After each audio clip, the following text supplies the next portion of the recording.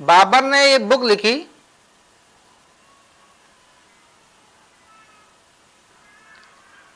तुझके बाबरी। तुझके बाबरी जो है बाबर की आत्मकथा है। आत्मकथा मतलब ऑटोबायोग्राफी, खुद नविस्ता जिसको बोलते हैं।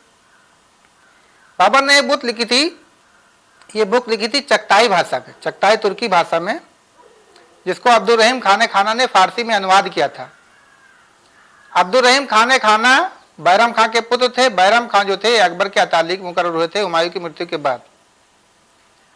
आधुनिक उज्बेक भाषा चगताई भाषा की ही वंशज है। बाबर के पोते अकबर ने इसको फारसी में अनुवाद कराया था अब्दुल रहीम खाने खाना के द्वारा। अकबर ने ईरान से दो प्रमुख कलाकारों को बुलाया था, जिनका नाम था अब्दुल समद और मीर सच्चीद अली। इन दोनों कलाकारों ने आगरा में आकर स्थानीय चित्रकारों की सहायता से बाबरनामा में बहुत कीमती चित्र बनाए। दौलत खां, भवानी, मंसूर, सूरदास, मिस्कीन, फारूक चेला और शंकर जैसे 47 कलाकारों ने मिलकर 5 सचित्र बाबरनामा तैयार किया। वो जो बाबरनामा 5 तैयार किया था उसकी एक प्रति आज भी दिल्ली के राष्ट्रीय संग्रहालय में रखी हुई है। दिल्ली के जो राष्ट्रीय संग्रहालय में जो बाबरनामा रखी हुई है उसमें 378 पन्ने हैं और 122 पन्नों पर 144 चित्र हैं। बाकी जो है प्रति जो बची 4 वो ब्रिटिश म्यूजियम लंदन में और विक्टोरियल म्यूजियम लंदन में और एल्बर्ट म्यूजियम लंदन में है, और एक प्रति है state museum of eastern culture Moscow यानी कि रूस में रखी हुई है। बाबर ने तुझके बाबरी में लिखा है, बाबर ने तुझके बाबरी में लिखा है, तुझके बाबरी का मुसन्निफ जहीरुद्दीन बाबर तारीख इस्लाम की इन अजीम शख्सियतों में से बहुत मुमताज है जिन्होंने अपनी तकदीर आप बनाई थी। बिला सुबह जैसा आप आगे चलकर खुद जहीरुद्दीन बाबर की जुबान मुबारक से सुनेंगे कि वो ये पेशे लफ्ज है कि वो अमीर तैमूर की छठी नस्ल से था। इसके बाप उमर शेख मिर्जा बिला सुबह फरगाना के खुद मुख्तार बादशाह थे। उन्होंने ये बादशाहत अपने बाप से वर्षा में पाई थी, मगर ये बादशाहत मगरबी पाकिस्तान की एक आबाद तहसील से भी मुख्तसर थी। और फिर जहीरुद्दीन मोहम्मद बाबर ने अभी अपने बाप की मसनद संभाली ही थी कि इसके दुश्मनों ने जो अपने ही थे उससे ये मसनद छीन ली। उसे हजार दुश्वारियों का सामना करना पड़ा। कई मौके उस पर ऐसे भी आए जब इसका सर टोपी से महरूम था, जिस्म पर चिथड़े लपेटे थे, पांव में जूते ना थे और वो नंगे पांव नोकीली और कंकरीली जमीन पर जब चलता तो उसके पांव लहूलुहान हो जाते थे। इसके बावजूद तारीख इस अम्र की शहादत देती है कि जहीरुद्दीन बाबर ने अपनी अजमत व बुजुर्गी की इमारत आप खड़ी की। सायराहे अजमत व शोहरत पर बिखरे नोकीले आहनी कांटे आप अपने हाथों से जीने और न सिर्फ ये कि अपने दुश्मनों में से एक एक को अपने सामने झुकाया, एक ऐसी अजीमुस्शान सल्तनत की बुनियाद रखी जो काबुल कंधार से लेकर जुनूबी हिंदुस्तान तक फैली थी, जो बराबर 250 साल तक कायम रही और जिसने हिंदुस्तान ही की तारीख में ही नहीं दुनिया की तारीख में एक अजीमुस्शान सल्तनत का नाम पाया।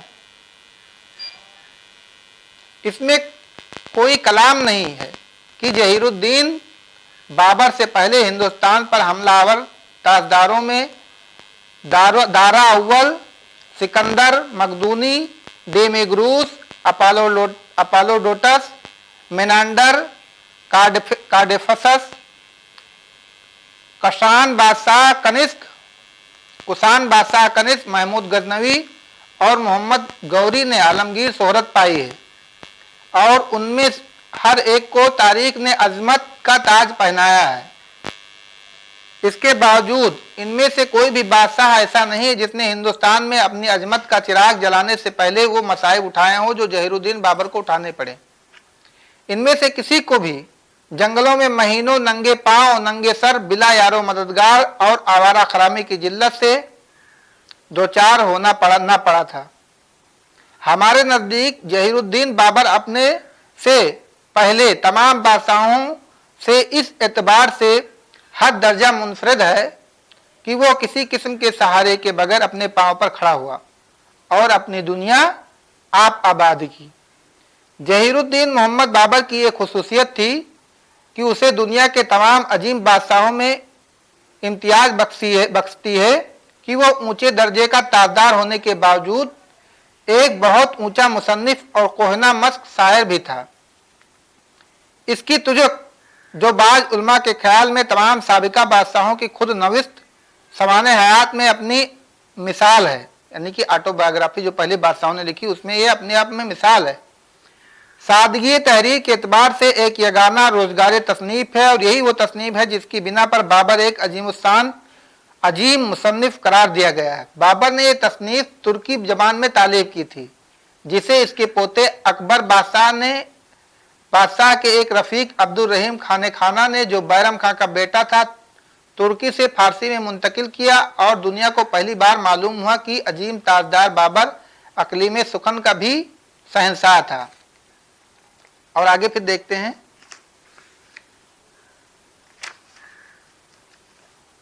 बाबर लिखता है, फरगाना की बादशाहत। मेरी उम्र 12 साल की थी और उस दिन रमजान 899 हिजरी की 5वीं तारीख थी जबकि मैं मुल्क फरगाना के तख्त पर बैठा। फरगाना का ये मुल्क जिसकी बादशाहत मुझे नसीब हुई अकलीम पंजम में वाक़ है। इसके मशरिक में कासगर, मगरिब में समरकंद, जुनूब में बदख्शा के पहाड़ और शुमाल में ईरान के जंगलात हैं। फरगाना का ये मुल्क जिसकी बादशाहत से मैं सरफराज हुआ गो कोई बड़ा मुल्क नहीं मगर इसमें गल्लों मेवों की पैदावार खूब है। सिर्फ यही एक इलाका है जिससे फरगाना में आमदोरफ्त होती है। आगे लिखता है, बाबर के बाप उमर शेख मिर्जा। चूंकि उमर शेख मिर्जा बड़े बाहिम्मत और बुलंद हौसला थे, इनकी ख्वाहिश थी कि इनकी सल्तनत को वसाअत नसीब हो, इसलिए मुल्क गिरी की आरजू हर वक्त इनके दिल में मचलती रहती। मुल्क गिरी की इस ख्वाहिश के सबब इन्होंने फरगाना से निकलकर समरकंद पर चढ़ाई की और एक बार नहीं कई बार हमलावर हुए। कभी तो नाकाम रहे और कभी कामयाबी हासिल की। कई बार मेरे नाना यूनुस खान से मदद मांगी और उनके आदमी लेकर समरकंद पर हमला किया। वो जब भी नाना जान को अपनी मदद के लिए लाए और जाना के तौर पर मुल्क फरगाना में से एक कोई ना कोई जगह नज़र की, इसके बावजूद अपने मकसद में कामयाब ना हुए। क्योंकि यूनुस खान ज़्यादा दिन तक फरगाना में ना ठहर सका, आखिर में 908 हिजरी में उमर शेख मिर्जा जब यूनुस खान को अपनी मदद के लिए लाए तो ताशकंद इनके कब्जा में था। समरकंद तो इस बार भी फतेह न हुआ, अलबत्ता यूनुस खान को कुमुक के आवाज ताशकंद भी दे दिया। इस जमाना में मेरे मामू सुल्तान महमूद खां जो मुगलिस्तान के बादशाह हैं और मेरे चचा सुल्तान अहमद मिर्जा उमर शेख के जो बड़े भाई थे जो समरकंद के ताजदार हैं, इन दोनों से मेरे वालिद उमर शेख की नहीं बनती थी। इसलिए मेरे चचा और मेरे मामू दोनों मेरे बाप के खिलाफ मुत्तहिद हो गए। एक तरफ सुल्तान अहमद मिर्जा, दूसरी तरफ से सुल्तान महमूद खान ने फरगाना पर फौजकुशी की, लेकिन अभी इस फौजकुशी से कोई नतीजा बरामद ना हुआ था कि उमर शेख अचानक किला के एक आक्सी के कबूतर खाने से गिरते ही इंतकाल कर गए। पीर का दिन था और रमजान की 4थी तारीख थी। आपको याद होगा कि हुमायूं भी कुतुब खाना की सीढ़ियों से गिरकर उसका इंतकाल हो गया था। मेरे बाप उमर शेख मिर्जा मौत के वक्त 39 साल के थे। वो समरकंद में 860 हिजरी में पैदा हुए थे और सुल्तान अबू सईद मिर्जा के चौथे और सबसे छोटे बेटे थे। सुल्तान अबू सईद मिर्जा का नस्बनामा ये है, सुल्तान मोहम्मद मिर्जा बिन मीरान शाह बिन अमीर तैमूर। सुल्तान अबू सईद मिर्जा के 4 बेटे थे, सुल्तान अहमद मिर्जा, सुल्तान मोहम्मद मिर्जा, सुल्तान महमूद मिर्जा और उमर शेख मिर्जा।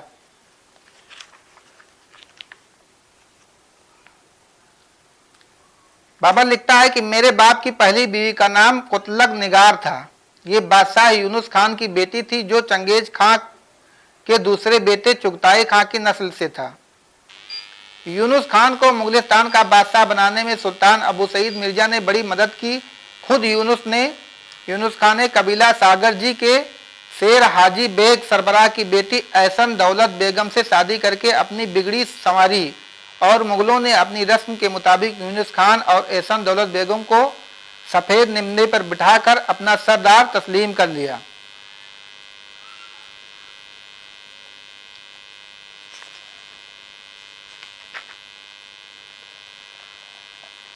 आगे लिखता है, बाबर भारत के बारे में लिखता है, हमारे यहाँ मुल्क में हर साल 4 मौसम होते हैं। बाबर अपने मुल्क के बारे में बताता है, मगर हिंदुस्तान में सिर्फ 3 मौसम है। 4 महीने गर्मी रहती है, 4 महीने सर्दी बहार दिखाती है, 4 महीने बरसात रहती है। यहाँ के महीने चांद के महीने के वस्त से शुरू होते हैं, वस्त मतलब 20 से। इनके नाम ये हैं चैत, बैसाख, जेठ, आषाढ़, सावन, भादो, कुआर, कार्तिक, अगन, पूस, माघ, फागुन। यहाँ के लोगों ने हर मौसम में 2-2 महीने गर्मी, बरसात और सर्दी के लिए मखसूस कर रखे हैं। जेठ और आषाढ़ गर्मी के लिए, सावन भादो बरसात के लिए, पूस और माघ सर्दी के लिए मखसूस हैं। हिंदुस्तान में दिनों के नाम है शनिचर, इतवार, सोमवार, मंगल, बुध, बृहस्पतिवार, शुक्रवार। हमारे वतन में दिन रात 24 हिस्सों या घंटों पर तकसीम किए गए हैं। हर घंटे 60 दकीके होते हैं, लेकिन हिंदुस्तान के लोगों ने रात दिन को 7 हिस्सों में बांट रखा है। हर हिस्सा घड़ी कहलाता है। रात भी 4 पहरों और दिन भी 4 पहरों पर तकसीम किया गया है, जिसका ऐलान घड़ियां के जरिए घड़ियाली करते हैं। यहाँ घड़ियाल बड़े एहतमाम से बजाया जाता है। तबाक के बराबर पीतल के एक गोल टुकड़े में जो 2 इंच का मोटा होता है, ऊपर की सिमत में सुराख करके उसे किसी ऊंची जगह पर लटका दिया जाता है, जिसके साथ एक मुंगरी भी हर वक्त लटकी रहती है। घड़ियाल के नीचे एक नंदोला पानी से भर देते हैं और एक कटोरी पेंदे में सुराख कर पानी की सतह पर तैरा देते हैं। कटोरी के पेंदे में जो सुराख होता है, इसके जरिए आहिस्ता आहिस्ता कटोरी भरने लगता है। जब कटोरी भर जाती है तो घड़ियाली इस कटोरी को उल्टा देते हैं और मोंगरी से घड़ियाल पर जर्ब लगाते हैं। ये ऐलान होता है इस बात का कि एक घड़ी बीत गई।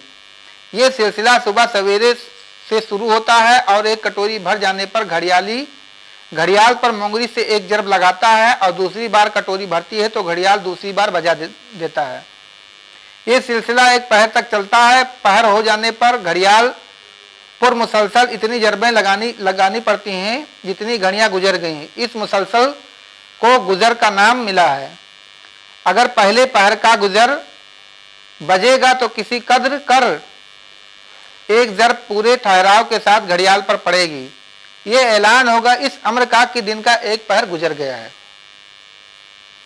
दूसरे पहर का पर गुजर जाने के बाद 2 जरबें पहले ऐसे अंदाज में लगाई जाती हैं कि 2 पहर गुजर जाने का ऐलान होगा। इस तरह 3 पहर गुजर जाने पर 3 जरबें, 4 पहर गुजर जाने पर 4, और जब शाम हो जाती है और सूरज गुरूब हो जाता है, चौथे पहर का गुजर बचता है। घड़ियाल पर घड़ियाली 4 जरबें लगाता है। ये दिन के तमाम हो जाने का ऐलान होता है। यही कैफियत रात की घड़ियों और पहरों के ऐलान की होती है।